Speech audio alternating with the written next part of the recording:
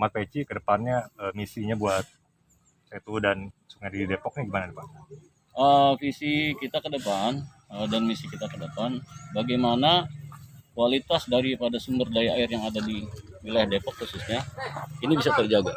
Kemudian bagaimana kita ajak masyarakat mengembangkan semua potensi yang ada di wilayah sumber daya air ya, termasuk sungai ya, Ciliwung, kemudian sungai-sungai yang lain yang mengalir melalui kota Depok, dan juga daerah aliran sungainya itu meliputi Setu. Nah, ini harus kita jaga.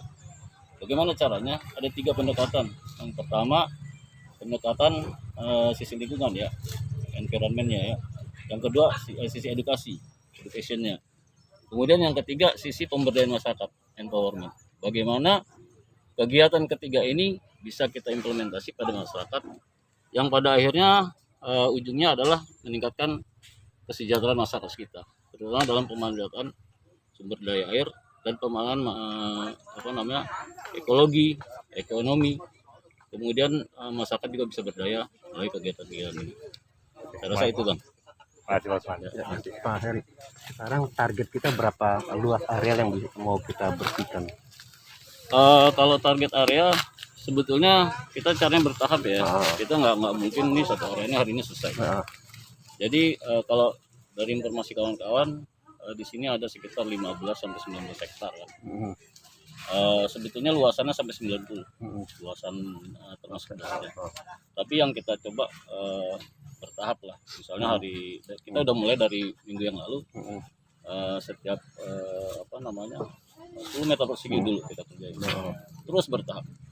Sampai nanti masyarakat ini betul-betul peduli gitu, melihat kegiatannya. Satu lagi, kendala lingkungan adalah kedalaman ini cukup dangkal sehingga jetek sama perahu yang itu tidak bisa masuk ke dalam ini. Bagaimana caranya? Atau memang mau digeret, mau ditaruh di sini? Bagaimana cerita? Teknik kendala tekniknya? Kita bermitra dengan pemerintah pusat. Dalam hal ini Balai Besar Wilayah Sungai Ciliwung yang memang mereka ini merupakan aset nasional juga, di samping aset pemerintah kota ya. Kemudian bekerjasama juga dengan pemerintah kota, dalam hal ini dinas ya, dinas SDA, termasuk infrastruktur ya. Nah, kenapa ini terjadi pendangkalan? Ya kita lihat aja kan, karena ada salah satunya ada eceng gondok di sini. Yang kedua, adanya bangunan-bangunan di sekitar yang sudah mulai, bahkan ada pengurukan tuh saya lihat. Kemudian yang ketiga, masyarakat nih saya lihat masih buang sampah di sekitar sini.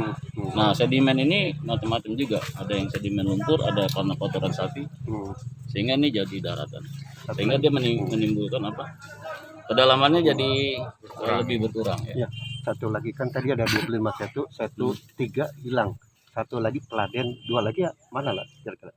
Enggak, kalau dari data yang kami dapat diskusi dengan Balai Besar ada 25 satu. Iya, 25 Nah, satu. tiga hilang. Namanya nih ada beberapa yang belum satu bisa. Saya ingat ada satu Peladen. Kalau satu Peladen masih ada. Walaupun areanya mengecil ya. Jadi perubahan terhadap luasan setu atau sungai di wilayah dimanapun ini memang ulah masyarakat ya, yang mungkin mengokupasi, sehingga yang tadinya luasnya 10 hektar jadi tinggal 4 hektar, bahkan ada yang seperti itu. Maksud satu ini kan pendangkalan, kemudian pendangkalan penyempitan menjadi masalah klasik di daerah pembangunan seperti di Kota Depok. Dan Peci sendiri melihat bagaimana melihat permasalahan seperti itu? Ya sebetulnya kita menyayangkan lah ya. Sebetulnya pembangunan itu harus memperhatikan AMDAL yang pertama, Nasional Dampak Lingkungannya, kemudian memperhatikan sumber-sumber potensi yang ada di lingkungan.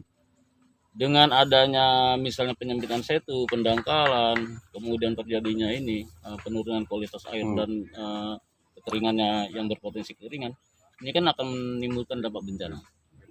Nah, bagaimana caranya kita lakukan pencegahan? Misalnya dengan pembangunan di kawasan lingkungan, jadi dia memperhatikan aspek-aspek di sekeliling, jangan sekedar membangun tapi tidak memperhatikan aspek. Itu yang masalah ya. Nah, nanti kita koordinasikan dengan pemerintah, kan selama ini kan yang memberikan aturan regulasi perizinan kan mereka. Nah, ini kita koordinasikan. Ya, satu lagi, ada pesan buat warga masyarakat terkait dengan kegiatan ini, dia juga menjadi stimulus buat warga masyarakat lainnya di sekitar Setu yang ada di Depok. Ya, jadi target kami, yuk sama-sama gitu ya. Kita membangun dari nol, dari awal. Kemudian nantinya hasilnya, kalau ini berhasil, ini kita jadikan salah satu contoh keberhasilan masyarakat dalam menjaga keberadaan situ. Karena kalau situ ini terjaga, potensi apapun di sini bisa dilakukan. Yang utama misalnya potensi ketersediaan sumber daya air. Yang kedua potensi wisata. Ini jadi bisa Wisata jadi air, eko eduwisata. Hmm. Kalau saya sebutnya eko eduwisata. Jadi bukan sekedar wisata, Oh, tapi ada ekologinya, Hmm. ekonominya, Hmm. ada juga edunya, edukasinya. Eko Edu Eko eduwisata Oh, Setu. Eko Edu Wisata Kalau kami sudah kembangkan eko eduwisata Ciliwung. Ciliwung. Sudah 4 tahun kita jalan. Nah, Hmm. tujuan kami ke sini memberikan stimulan kepada masyarakat bahwa ini bisa kita berdayakan. Ini bisa jadi potensi. Kalau ini jadi potensi, apalagi jadi sempat potensi perkembangan wisata, ini akan menaikkan apa namanya pendapatan daerah, terutama warga sekitar, Ya.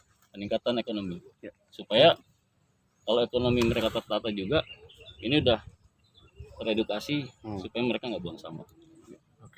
Ya, dengan Bang siapa, Bang? Nama saya Usman Firdaus, Ketua Masyarakat Peduli Ciliwung atau MAPECI. Terima kasih, Bang.